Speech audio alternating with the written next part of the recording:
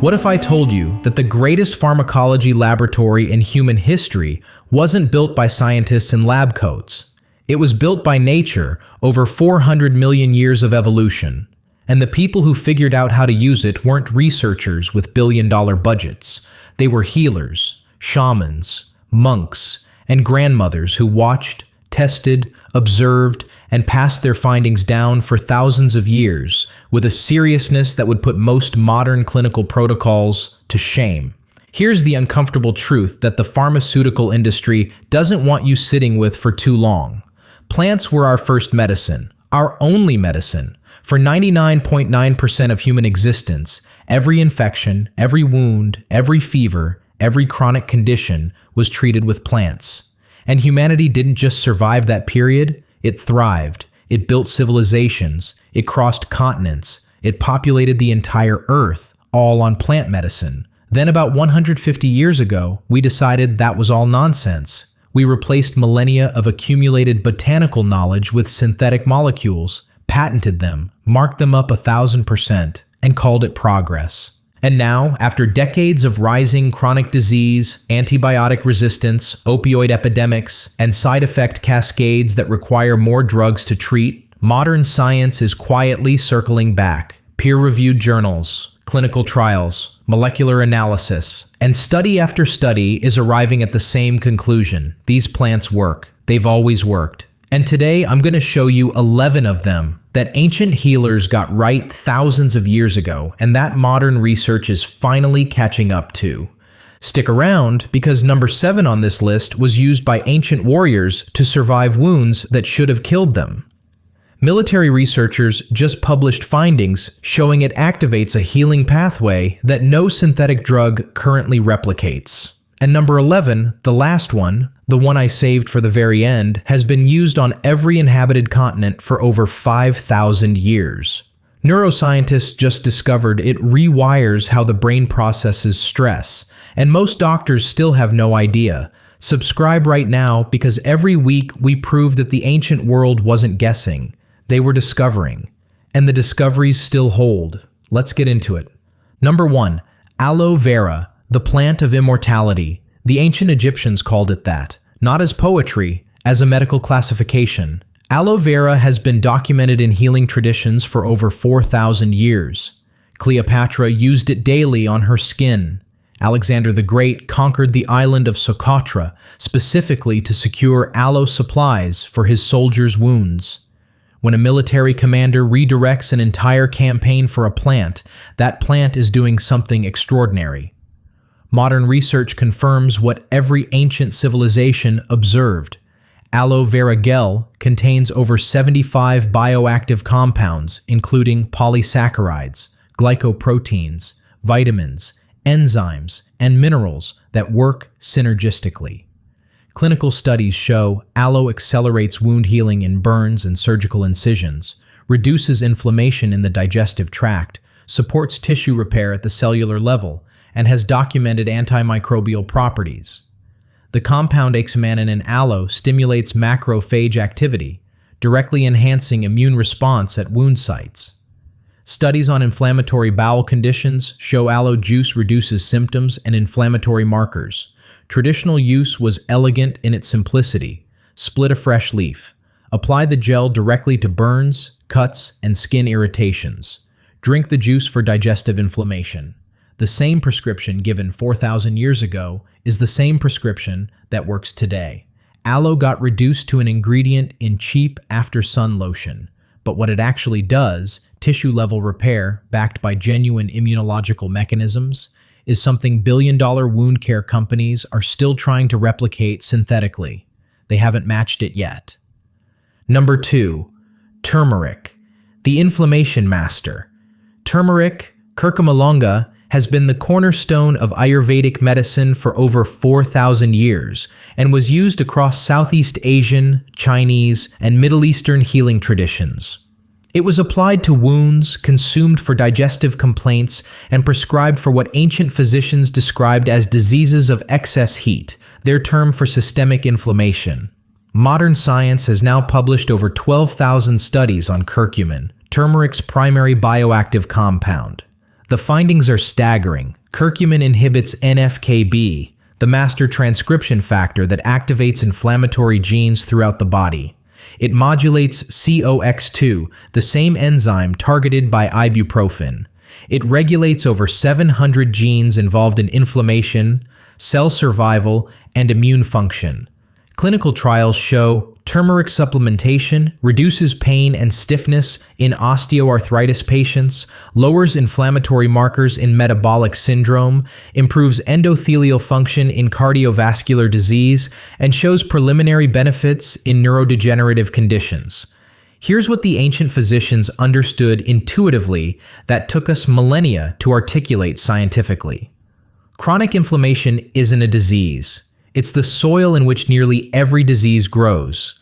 Control inflammation, and you control the conditions that allow disease to take root. Turmeric was their tool for controlling that soil, and it remains one of the most effective tools available for that purpose. Traditional preparation always combined turmeric with black pepper and fat because ancient healers observed it worked dramatically better that way. Modern pharmacology confirmed the reason. Piperine from pepper increases curcumin absorption by up to 2,000%. Fat provides the lipid carrier for intestinal absorption. They solved the bioavailability equation through centuries of observation. We solved it with mass spectrometry and arrived at the identical answer. Number 3. Ginger, the universal healer.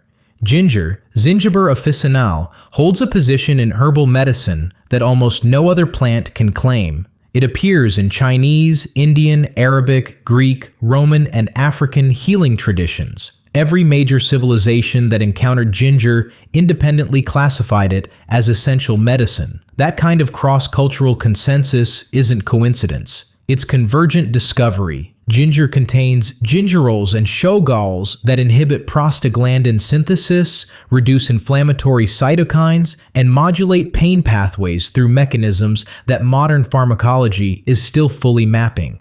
Clinical trials show ginger reduces nausea more effectively than placebo and comparably to pharmaceutical antiemetics. It reduces muscle pain, lowers inflammatory markers in arthritis patients, improves fasting blood sugar, and has documented antimicrobial properties. The compound 6-gingerol has shown anti-cancer activity in laboratory studies across multiple cell lines. Traditional use spanned everything from fresh ginger tea for nausea and cold symptoms to ginger poultices for joint pain to dried ginger powder as a daily anti-inflammatory tonic. Confucius reportedly never ate a meal without ginger. Ancient Indian physicians prescribed it before every other herb because they understood ginger enhanced the absorption and effectiveness of whatever followed it. Modern pharmacology calls this bioenhancement. The ancients just called it common sense. Number 4. Lavender, the nervous system whisperer. Lavender, Lavandula angustifolia, has been used for anxiety, insomnia, and nervous conditions since ancient Greece and Rome. Dioscorides prescribed it in the 1st century AD. Medieval hospitals burned lavender to calm patients. Victorian physicians prescribed lavender tinctures for hysteria, which in modern terms encompassed anxiety disorders, panic attacks, and stress-related conditions. For centuries, Western medicine dismissed lavender as aromatherapy nonsense. Then the clinical trials arrived, and the results forced a very uncomfortable conversation.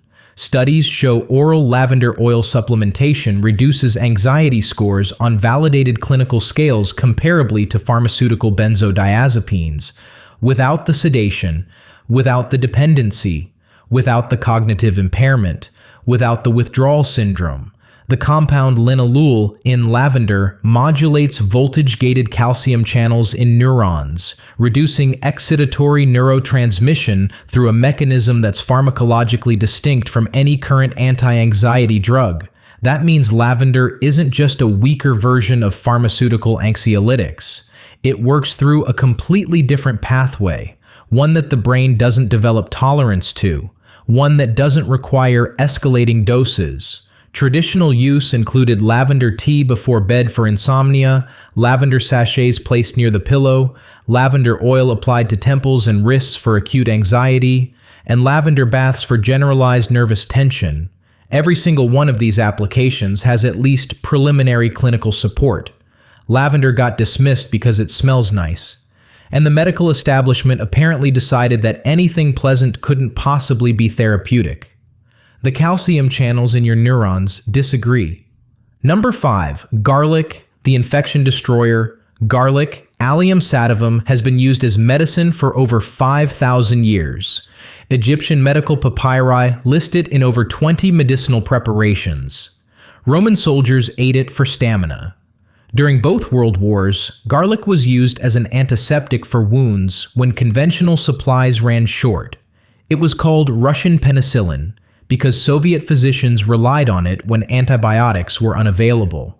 The compound allicin, created when garlic is crushed, is a broad-spectrum antimicrobial effective against bacteria, viruses, fungi, and parasites. Studies show garlic consumption reduces the frequency and duration of common colds, lowers blood pressure, reduces LDL cholesterol, decreases platelet aggregation, and has documented liver protective effects.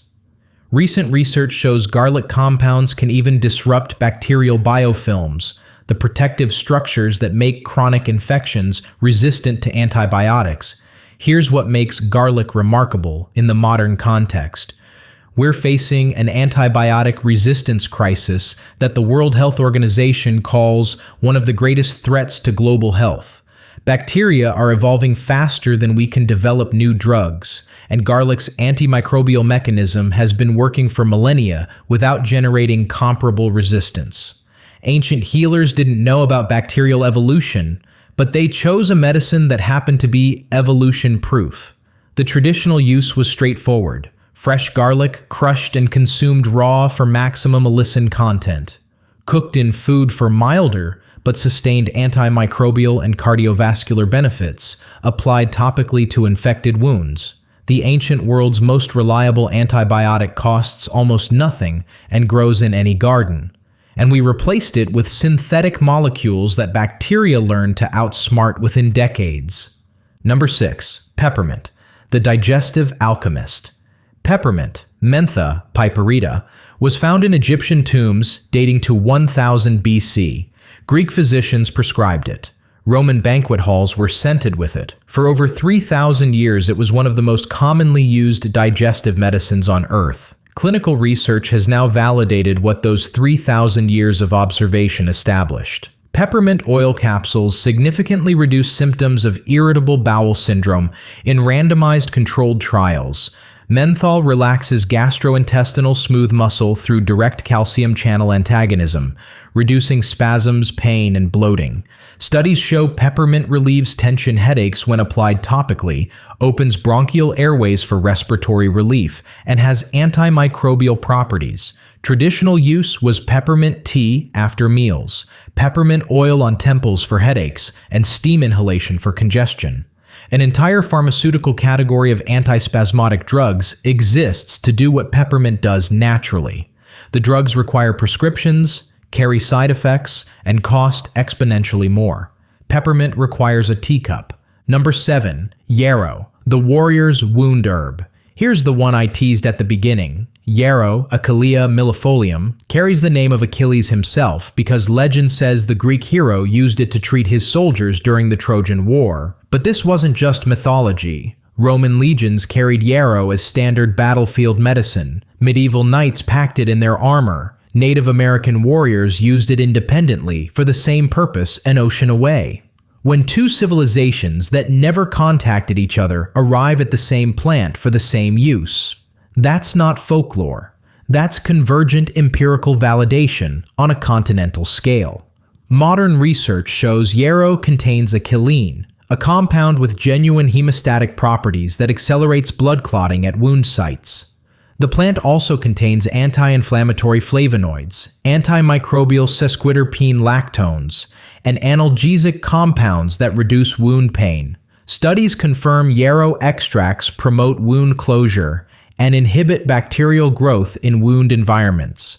But here's what military researchers recently discovered that ancient warriors knew instinctively. Yarrow doesn't just stop bleeding. It activates a cascade of tissue repair signaling that accelerates the entire healing timeline. The flavonoids modulate the inflammatory phase of wound healing, preventing the excessive inflammation that delays recovery while maintaining enough immune activation to fight infection. That's a balance that synthetic wound treatments still struggle to achieve. Traditional use was urgent and direct. Fresh yarrow leaves crushed and pressed into bleeding wounds. Yarrow tea for internal bleeding and heavy menstruation. Yarrow poultices for bruises, sprains, and deep tissue injuries. The warriors who carried this plant survived wounds that should have killed them, not because of magic, because of chemistry that we're only now understanding with modern instruments. Number 8. Chamomile, the silent healer. Chamomile, Matricaria chamomilla, has been used medicinally for over 5,000 years. Hippocrates prescribed it. Egyptian physicians dedicated it to their sun god for its healing properties. And while most people now think of it as a bedtime tea, the clinical evidence reveals something far more powerful than a sleep aid. Chamomile contains apigenin, a flavonoid that binds GABA-A receptors in the brain with enough affinity to produce measurable anxiolytic and sedative effects. But simultaneously, other compounds in chamomile reduce inflammatory markers, including TNF-alpha and interleukin-6, improve glycemic control, support immune modulation, and accelerate wound healing when applied topically. The range of validated effects is extraordinary for a single plant.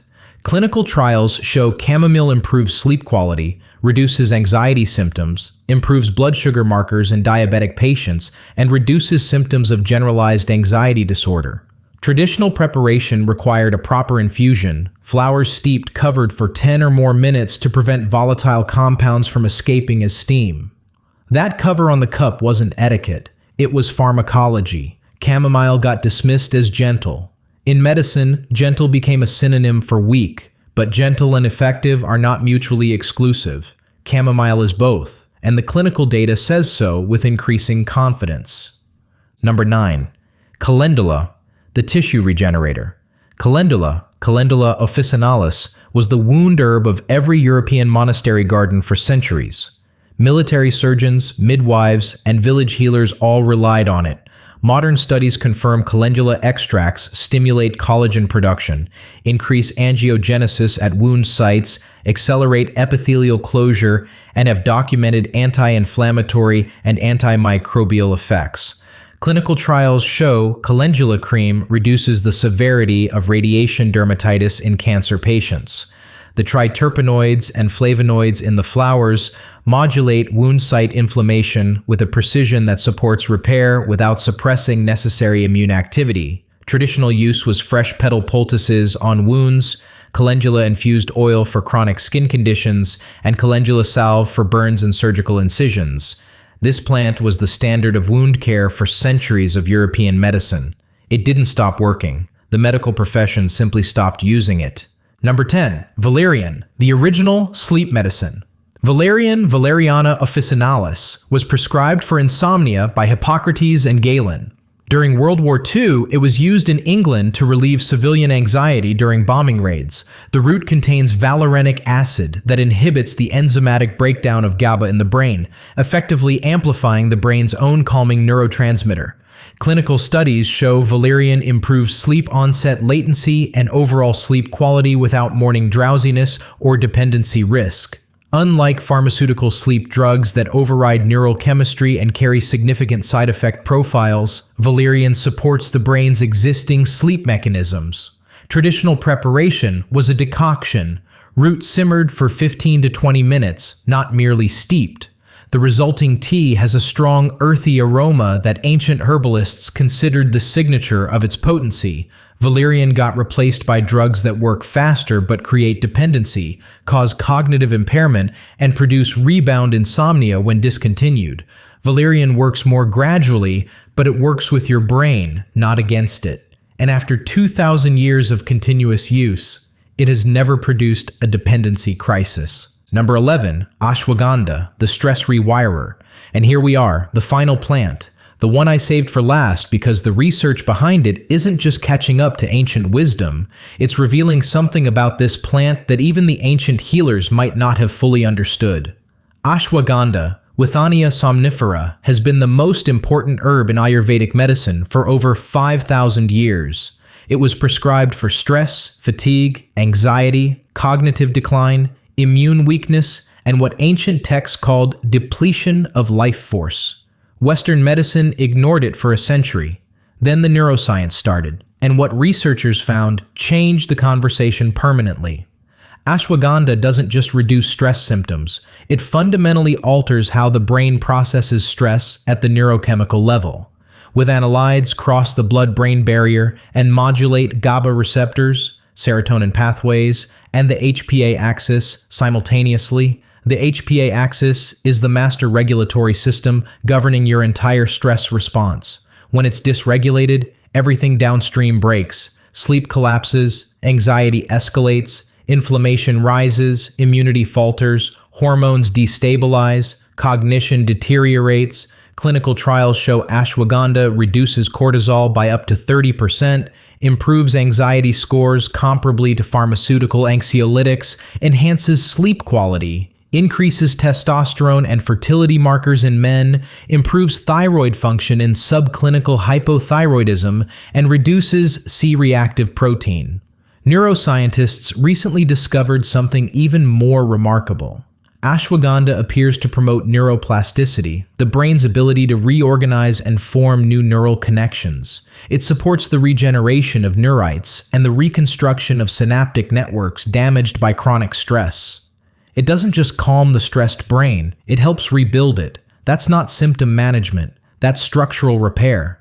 No pharmaceutical anxiolytic currently on the market does this. Traditional use was ashwagandha root powder simmered in warm milk with honey, consumed daily. That was the prescription for 5,000 years across the largest traditional medicine system in human history. 5,000 years, millions of patients, consistent results documented across centuries of practice. And modern neuroscience, with every tool at its disposal, every instrument, every imaging technology, every molecular assay, has arrived at the same conclusion. This plant does what they said it does. It does more than what they said it does. And we ignored it for a century because it came from a tradition we decided wasn't sophisticated enough to take seriously. The sophistication was always there. We just weren't paying attention. If you made it to the end of this video, you now know something that changes the equation. 11 plants, exposed to thousands of years of human testing, exposed to modern clinical scrutiny, and every single one still standing, still effective, still available, still doing exactly what ancient healers said they would. So here's what I want you to do. Hit that like button if this video shifted how you think about where real medicine comes from. Drop a comment and tell me which plant hit you the hardest. I read every single comment. And if you haven't subscribed yet, this is your moment. Hit that button. Ring the bell. Every week we prove that ancient wisdom wasn't primitive, it was ahead of its time, and modern science isn't discovering new truths, it's confirming old ones. These plants healed people for thousands of years. They still work today, and the only thing catching up is us. See you in the next one.